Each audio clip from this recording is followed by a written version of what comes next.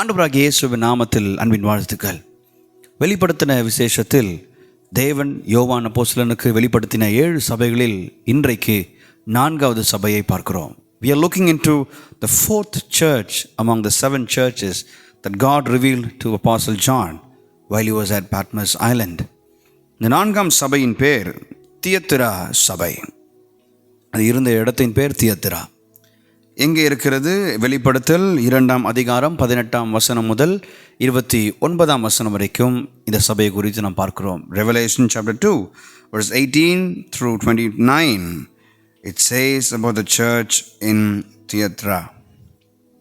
இந்த சபையின் தூதனுக்கு கர்த்தர் எழுதுகிறார். வசனம் 18 நாம் வாசித்தோம் என்றால், தியத்திரா சபையின் தூதனுக்கு நீ எழுத வேண்டியது என்னவெனில், அக்கினி ஜுவாலையுள் போன்ற கண்களும் பிரகாசமான வெண்கலம் போன்ற பாதங்களும் உள்ள தேவகுமாரன் சொல்லுகிறதாவது. இந்த தியத்திரா அலெக்சாண்டர் த கிரேட் ராஜாவாக இருந்தபோது கண்டுபிடிக்கப்பட்ட ஒரு இடம், ஒரு நகரம். It was a city where Alexander the Great turned the city into a military base. இராணுவ இடமாக இந்த இடத்தை அவன் மாற்றினான். There were a lot of import and export, நிறைய ஏற்றுமதியும் இறக்குமதியும் நடக்கிற ஒரு தொழிற்சாலை அங்கே இருந்தது. It was a trade center where there were business that happened all across. It was fondly called the shop center. கடைகள் நிறைந்து அந்த இடம் முழுவதும் தொழிற்சாலையாக, தொழில் செய்கிறவர்களுடைய இடமாக தியத்திரா காணப்பட்டது. இந்த இடத்தில் வணங்கின கடவுளின் பேர் அப்போலோ என்று சொல்லுவார்கள். அப்போலோவை அவர்கள் அழைக்கும் போது தேவகுமாரன் என்று அவர்கள் அழைப்பார்கள். Apollo called himself as the son of God. To all people living in Thyatira, they worshipped Apollo, who mentioned himself as son of God. இந்த இடம், it was rich in minerals. சத்து வாய்ந்த எல்லா minerals, vitamins, it was found in the waters of Thyatira. தியத்திரா தண்ணீரில் பார்த்தீங்கன்னா நிறைய சத்து நிறைந்த ஒரு பூமி அங்கே நாம் காண்போம். It was well established. It was good in nutrients. The waters were good in nutrients. அந்த இடத்தில் முக்கியமாக நடந்த தொழில்களில் 2 தொழில். ஒன்று, it was textile business, and number 2, there were a lot of bronze smith, silver smiths that they did business over there. அந்த இடத்துல பார்த்தீங்கன்னா வெண்கலம், வைடூரியம், வெள்ளி, தங்கம் செய்கிறவர்கள் இருந்தார்கள். ஒரு பக்கம் துணி விற்கிறவர்கள், துணியை சார்ந்த தொழில் செய்கிறவர்கள் அங்கே இருந்தார்கள். இதை கேட்கும்போது நமக்கு ஒரு காரியம் மனதுக்கு வருது. அப்போஸ்தலர் நடவடிக்கைகள் 16ஆம் அதிகாரம் 13 முதல் 15 வரைக்கும் வாசித்தோம் என்று சொன்னால், தியத்திரா ஊராளாகிய லீதியாளை குறித்து நாம் பார்க்கிறோம். We see about Lydia in Acts chapter 16. அவள் ரத்தாம்பரம் விற்று தொழில் செய்கிறவராக, she was included in textile business, which was one of the largest business in Thyatira, textile business. அதனால் இந்த இடத்திற்கு பொதுவாக நாம் தெரிந்து கொள்ள பண்ண சொன்னால், it was there were a lot of bronze smiths, silver smiths there, textile businessmen and women were there. இது தொழிற்சாலை ஆக காணப்படுகிறது. இந்த இப்படிப்பட்ட ஒரு இடத்தில் கர்த்தர் தம்மை எப்படி வெளிப்படுத்துகிறார் என்றால், தம்மை தேவனாக வெளிப்படுத்தாமல் தேவகுமாரனாக வெளிப்படுத்துகிறார். இந்த இடத்தில் உள்ள அநேக மக்கள் அப்போலோவை தான் தேவகுமாரன் என்று நினைத்து கொண்டிருந்தார்கள். ஆனால் அப்படி அல்ல. நமக்கு வேத வசனம் தெளிவாக சொல்கிறது, தேவன் தம்முடைய ஒரே பேரான கிறிஸ்துவை, இயேசு கிறிஸ்துவை இந்த பூமிக்கு அவர் அனுப்பினார். God sent his only begotten son, Jesus Christ. தேவகுமாரன் என்பது அவர் ஒருவருக்கு மட்டும்தான் பொருந்தும் என்பதை கர்த்தர் தெளிவாக இந்த இடத்தில் தேவ ஜனங்களுக்கு கர்த்தர் வெளிப்படுத்துகிறார். இவர்கள் அறியாத ஒரு கடவுளை தேவகுமாரன் என்று சொல்லி வணங்கி கொண்டிருக்கிறார்கள். ஆனால் மெய்யாகவே நான் தான் தேவகுமாரன் என்று சொல்லி அவர் வெளிப்படுத்துகிறார். இரண்டாவது, இந்த இடத்தில் தம்மை வெளிப்படுத்தும் போது இந்த இடத்தில் ஒரு பிரச்சனை உண்டு. இந்த பிரச்சனை என்னவென்றால், ஒரு ஸ்திரீ அந்த சபையை அவள் ஆளுகை செய்து அவள் வழிநடத்தி கொண்டிருந்தாள். தன்னை தீர்க்கதரிசி என்று சொல்லிக்கொண்டு அவள் அந்த சபையை வழிநடத்தி கொண்டிருந்தாள். அந்த சபையில் வழிநடத்தினவளுடைய பெயர் யெசபெல் என்று சொல்லப்படுகிறது. இந்த பேருள்ள ஸ்திரீ தான் அங்கே இருந்தாள் என்று சொல்லப்படலை. ஆனால் இந்த பேருக்கு பின்பாக ஒரு அடையாளம் உண்டு. This name is a symbol of how that woman lived during those days. இப்போ எக்ஸாம்பிள், ஒருத்தர் நம்ம ஹிட்லர் என்று சொல்லும் பொழுது அவர் எப்படிப்பட்டவர் என்று நமக்கு தெரியும். ஒருத்தரை பார்த்து இவன் யூதாஸை போலவன், யூதாஸ் காரியத்தை போலவன் என்று சொன்னால் அந்த பேருக்கு பின்பாக அவன் எப்படிப்பட்டவன் என்று சொல்லி நமக்கு தெரியும். அதே போன்ற யேசபேல் என்று சொன்னால் அந்த குணாதிசயம் உள்ள ஒரு ஸ்திரீயை போல ஒரு ஸ்திரீ இந்த சபையில் காணப்படுகிறது. இந்த யேசபேலின் அடையாளம் என்னவென்றால் தன் கண்களுக்கு மையிட்டு நடக்கிறவள். 2 ராஜாக்கள் 9:30 நம்ம வாசித்தோம் என்று சொன்னால் நம்ம வாசிக்கலாம். கண்ணுக்கு மையிட்டு நடந்து சுற்றி திரிந்த ஒரு ஸ்திரீ தான் யேசபேல். அவளை போன்று இவளும் அப்படிதான் இருப்பாள் என்று சொல்லி ஆராய்ச்சியாளர்கள் சொல்லப்படுதினால், கர்த்தர் எப்படி வெளிப்படுத்துகிறார் என்றால், நான் மையிட்டு காண்பிக்கிறவன் அல்ல, ஆனால் என் கண்கள் அக்கினி ஜுவாலையாக இருக்கிறது என்று சொல்லி. கர்த்தரின் கண்கள் அக்கினி ஜுவாலை. ஒரு கண் இப்படி அநேகரை பாவத்துக்குள் தள்ளுகிறது என்றால், இன்னொரு புறம் தேவன் தம்முடைய கண்களை வெளிப்படுத்தும் போது அந்த கண்களுடையவர் நம்மை பரிசுத்தமாய் வாழ நம்மை கேட்கிறார், நித்தியத்துக்கு நேராக நம்மை வழி நடத்துகிறார். இன்னொரு முறை நம்ம சொல்ல வேண்டும் சொன்னால், கர்த்தர் தம்மை வெளிப்படுத்தும் போது இந்த இடத்துல 18ஆம் அதிகாரத்தில் தேவன் சொல்கிறார், அவர் வெண்கலம் போன்ற பாதங்கள் உள்ள ஒருவர் என்று சொல்லுகிறார். His feet was like bronze. Bronze என்று சொன்னால் 100% refined metal. 100% அது புடமிட்டப்பட்ட ஒரு மெட்டல். பிரான்ஸ் என்று சொல்லி கர்த்தர் சொல்லும் பொழுது, God is speaking to people who are there. அந்த இடத்தில் இதை செய்கிறவர்கள், இதை புடமிடுகிறவர்கள் தான் அதிகமாக இருக்கிறார்கள். அவர்களுக்கு புரியும் வண்ணமாகவே கர்த்தர் தம்மை வெளிப்படுத்துகிறார். நீங்கள் செய்கிற தொழிலில் எப்படி வெண்கலம் 100% தூய்மையானதோ புடமிடப்பட்டதோ, அதே போல என் பாதங்கள் 100% refined and pure என்று சொல்லி கர்த்தர் தம்மை வெளிப்படுத்துகிறார். God is 100% pure in where he goes and what he does. கர்த்தர் செய்வதில் 100% அவர் பிழையற்றவராக இருக்கிறார். தேவஜனமே, நமக்கு கர்த்தர் தம்மை வெளிப்படுத்தும் போது அக்கினி ஜுவாலையாக கண்கள் அவர் கூட உண்டு. 2வது, வெண்கலம் போன்ற பாதங்கள் அவருக்கு உண்டு. தேவகுமாரன் என்று சொல்லி தம்மை வெளிப்படுத்துகிறார். இப்படி வெளிப்படுத்துகிற இந்த சபை, தியத்தரா சபை, இந்த சபையில் இந்த நாட்களில் வாழ்ந்த மக்கள் எப்படிப்பட்டவர்களாக இருந்தாங்கன்னா, அவர்கள் தொழிலாளர்களாக இருந்தார்கள். எல்லா தொழிலுக்கும் ஒரு சங்கம் உண்டு. அதே போலவே இந்த இடத்தில் ஒரு சங்கம் உண்டு. It's called guild. ஒரு சங்கம் உண்டு. எல்லா சங்கங்களும் சேர்ந்து வந்து வருடாந்தோறும் அவர்கள் என்ன செய்வார்கள்? ஃபெஸ்டிவல்ஸ், திருவிழா நடத்துவார்கள். They use to keep festivals during those days. அந்த கூடுகைக்கெல்லாம் வரும்பொழுது அது எப்படி இருக்கும் என்று சொன்னால், அந்த கூடுகைக்கு கண்டிப்பாக எல்லா தொழிலாளரும் வந்து சேர வேண்டும், கட்டாயப்படுத்தினார்கள். அவர்கள் வரும்பொழுதெல்லாம் அவர்கள் என்ன செய்வார்கள்? குடித்து வெறித்து வேசித்தனம் செய்து அவர்கள் உலகத்தின் காரியங்களை அதிகமாக பிரபல்யப்படுத்தி அங்கே வாழ்வார்கள். அந்த ஃபெஸ்டிவல் அப்படிப்பட்ட ஃபெஸ்டிவல். இந்த திருவிழாக்கு வரவில்லை என்று சொன்னால் அவர்கள் தொழில் செய்ய முடியாது, வேலை கிடையாது, சம்பளம் கிடையாது, அவர்கள் ஒதுக்கி விடுவார்கள். இப்படிப்பட்ட கட்டாயத்தில் கிறிஸ்தவர்களும் கட்டாயப்படுத்தப்பட்டார்கள். ஆனால் சிலர் அதற்கு போகவில்லை, அதற்கு செவி சாய்க்காமல், இல்லை வேலை போனாலும் பரவாயில்லை என்று சொல்லி வாழ்ந்து கொண்டிருந்த ஒரு நிலைமை அந்த நாட்கள் அந்த சபைக்கு உண்டாயிற்று.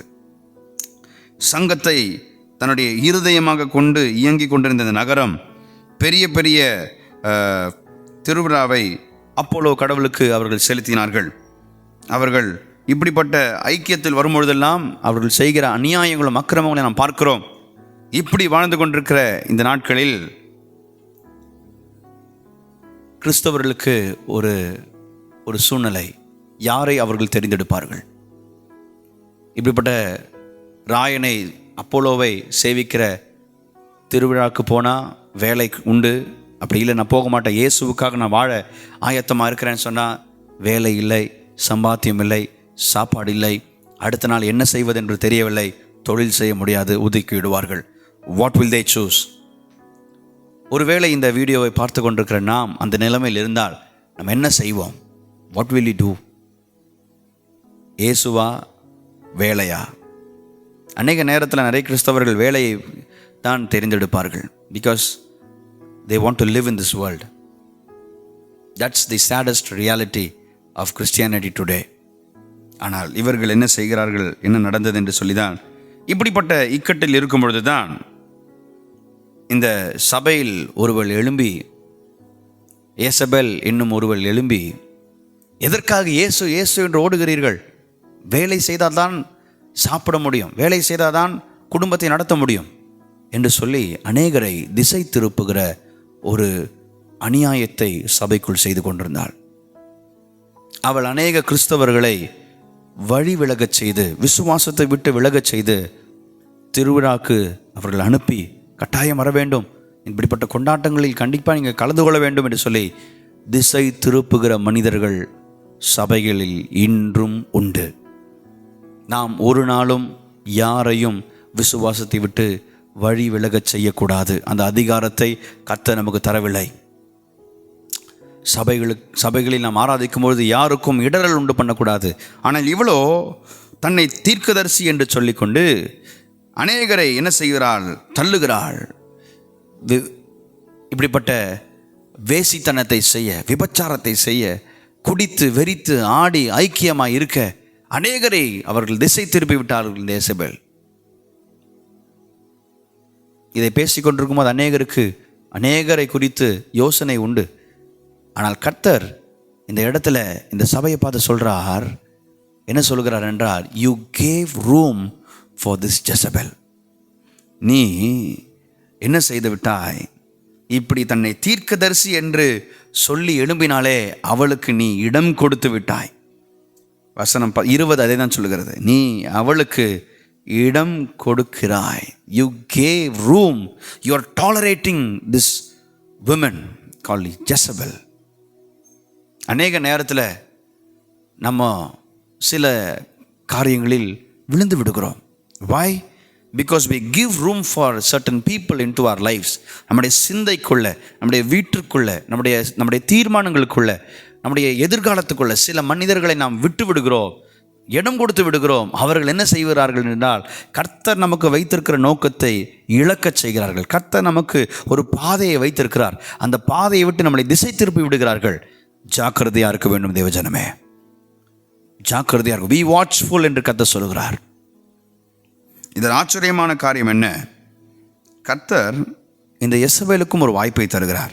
21ஆம் வசனம் சொல்லுது, அவள் மனம் திரும்பும்படியாக அவளுக்கு தேவன் தவணை கொடுக்கிறார். God gives opportunity for Jezebel to repent. அவள் மனம் திரும்புவதற்கு கர்த்தர் ஒரு வாய்ப்பை கொடுக்கிறார். இன்றைக்கி நம்ம யோசிப்போம், நமக்கு அக்கிரமம் செய்கிறவன், நமக்கு தீமை செய்கிறவன், நம்முடைய வாழ்க்கையை அழிக்கணும் என்று நினைக்கிறவனுக்கெல்லாம் கர்த்தர் ஏன் என்றும் தண்டனை கொடுக்கவில்லை, கர்த்தர் ஏன் இன்னும் நியாயம் தீர்ப்பு கொடுக்கவில்லை என்று அநேக வேளைகளில் நாம் யோசிக்கிறோம். But why Lord? கர்த்தர் அவர்களுக்கும் ஒரு வாய்ப்பை கொடுக்கிறார். God gives opportunities and another chance for people like Jezebel. ஆனால் அவள் அந்த வாய்ப்பையும் தட்டிவிட்டபடியால் கர்த்தர் அவளுக்கு நியாய தீர்ப்பை வைத்திருக்கிறார். இன்றைக்கும் ஒருவேளை சபைகளை இடரல் படுத்தி கொண்டு விசுவாச பிள்ளைகளை விசுவாசத்திலிருந்து வழிவிலகச் செய்கிற, திசை திருப்புகிற இயேசபேலை நீங்கள் கண்டறிந்தால், நாம் ஒருவேளை அப்படி இருந்தால் கர்த்தர் நமக்கு ஒரு வார்னிங்கை தருகிறார். கர்த்தர் நம்மளை எச்சரிக்கிறார். கர்த்தர் ஒரு வாய்ப்பை தருகிறார். ரட்சணிய நாள் இன்றுதான். கர்த்தர் சீக்கிரமாய் வரப்போகிறார். மனம் திரும்ப வேண்டும். இப்படிப்பட்ட இயேசபேலுக்காக ஜெபியுங்கள் தேவ ஜனமே. மனம் திரும்ப வேண்டும், ஜாக்கிரதையாக இருக்க வேண்டும். ஏனென்றால் கர்த்தர் வைத்திருக்கிற நோக்கத்தை விட்டு, கர்த்தர் வைத்திருக்கிற எதிர்காலத்தை விட்டு நம்மை எங்கோ ஒரு இடத்திற்கு கொண்டு போய்விடும்.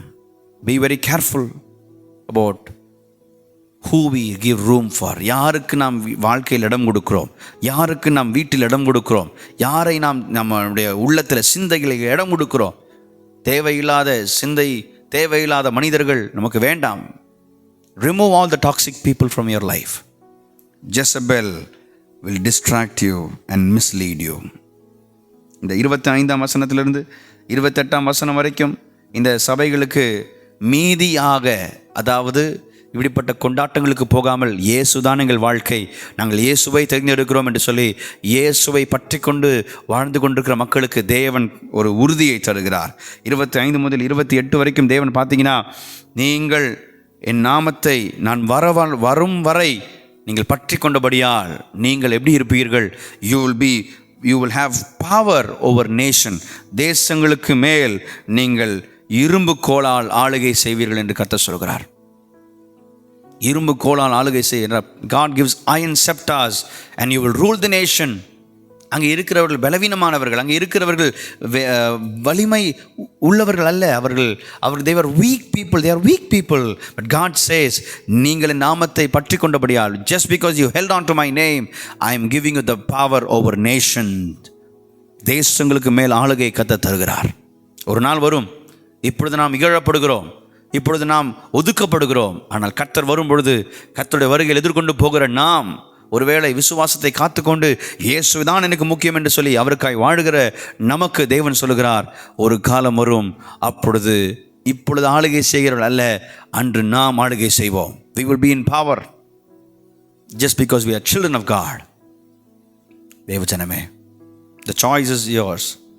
தற்காலிக உலகத்தில் ஆளுகை செய்ய வேண்டும் என்று சொல்லி, just because you want promotion, just because you want power, you fall into traps and sin and give way to Jezebel, people like Jezebel.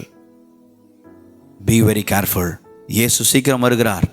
அவர் வருகையில் நாம் எதிர்கொண்டு போகும்பொழுது கர்த்தர் சொல்கிறார், இப்படி எனக்காக வாழுகிறவர்களை I will not keep them as weak people, I will keep them as power over nation.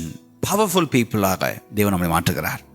இரண்டாவது, இப்படி இரும்பு கோலால் அவர் ஆளுகை செய்யும் பொழுது இதரை வருகிற உலகத்தின் காரியங்கள் எல்லாம் பானையை போல வரும்பொழுது, மண் பாண்டங்களைப் போல வரும்போது அது ஒரு நாளும் உங்களை சேதப்படுத்தாது. நீங்கள் மண் பாண்டங்களை உடைத்து தள்ளுவீர்கள்.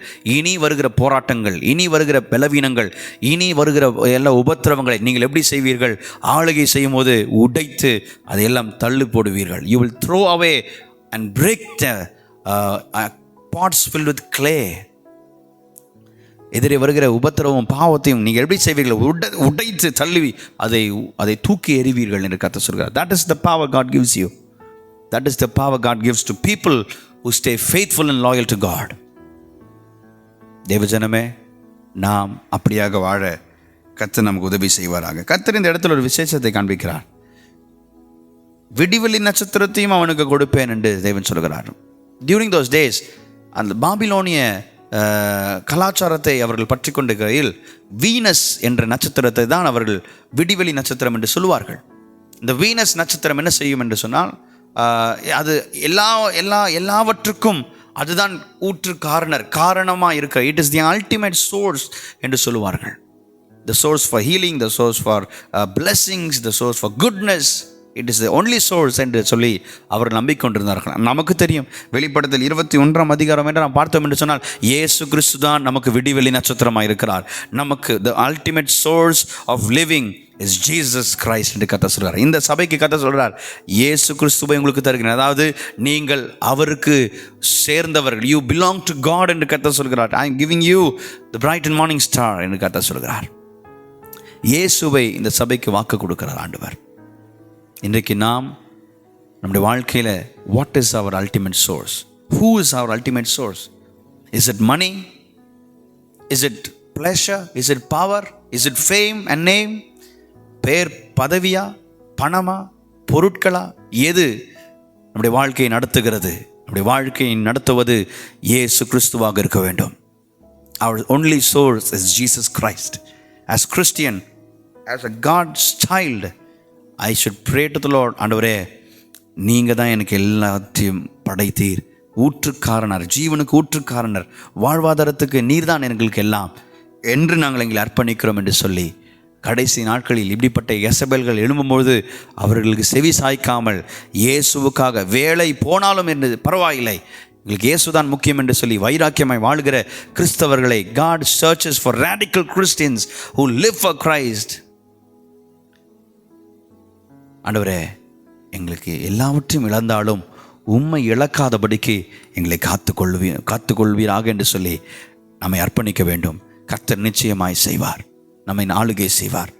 நமக்கு அவர் எல்லாவற்றையும் செய்து முடிக்க வல்லமையுள்ளவராக இருக்கிறார்.